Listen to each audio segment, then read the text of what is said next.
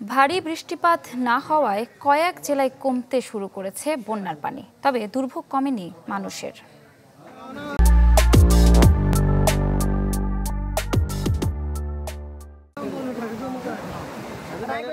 পাহাড়ি ঢলে ভেঙে যায় ফেনীর মুহুরী নদীর বাঁধ। এতে দুদিন ধরে প্লাবিত ফুলগাজী ও পরশুরাম উপজেলা। নদীর পানি কিছুটা কমলেও নতুন করে প্লাবিত হয়েছে নিচু এলাকা। ভেসে গেছে মাছের ঘের, ক্ষতির মুখে ফসলি জমি। তো আমাদের এটা আগাম লাগানো হয়, অনেক ধান, এই যেমন ধানের জ্বালা অনেক নষ্ট হয়ে গেছে পাবলিকে। এলাকার মন করেন না বেরি বাঁধে ভাঙ্গি এবং ফসল বা বীজ ফেলাইছিলাম জ্বালা, এটা সবগুলা নষ্ট হয়ে গেছে। উজানের ঢলে শেরপুরের ২ উপজেলার ৩টি নদীর বাঁধে দেখা দিয়েছে ভাঙন। বিধ্বস্ত হয়েছে কয়েক কিলোমিটার কাঁচাপাকা রাস্তা। পানিবন্দী অন্তত ১,০০০ পরিবার। আমরা বাটার বুকগুলো থাকি, আমাদের বাড়িতে পানি উঠছে, আমাদের চুলে তো পানি। হাঁস মুরগি ছাগল গরু বাছুর সবকিছু বাইরে ঘরের ভিতরে আটকানো, কোনো জায়গায় লড়তে পারতাছি না। মেঘালয়ে ভারী বৃষ্টি না হওয়ায় কিছুটা উন্নতি হয়েছে সুনামগঞ্জ ও সিলেটের বন্যা পরিস্থিতির।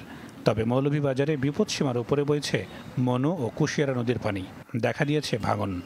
বানবাসীর আশেপাশে যত বাড়িঘর আছে এরা বর্তমানে একটা রিস্কের মধ্যে আছে এবং ঝুঁকিপূর্ণ অবস্থায় এবং নিদ্রাহীন রাত যাপন করছে। পানি তো বাড়ছে প্রচুর পরিমাণ। এখন মানুষের বিধি গ্রাম অঞ্চল, আমরা শহর পরিমাণে আমরা খুবই একটা আতঙ্কের মধ্যে আছি। কুড়িগ্রামে কয়েকটি নদীর পানি বইছে বিপদসীমার উপরে। প্লাবিত হয়েছে নিচু এলাকা। পানিবন্দী অন্তত ১০,০০০ পরিবার। বৃষ্টিপাত কমায় পার্বত্য ৩ জেলার বিভিন্ন এলাকায় কমছে পানি।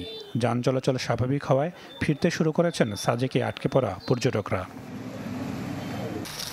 আবহাওয়া অফিস বলছে ৬ জুলাই থেকে সারা দেশে কমবে বৃষ্টিপাত, সেই সাথে কিছুটা বাড়বে তাপমাত্রা।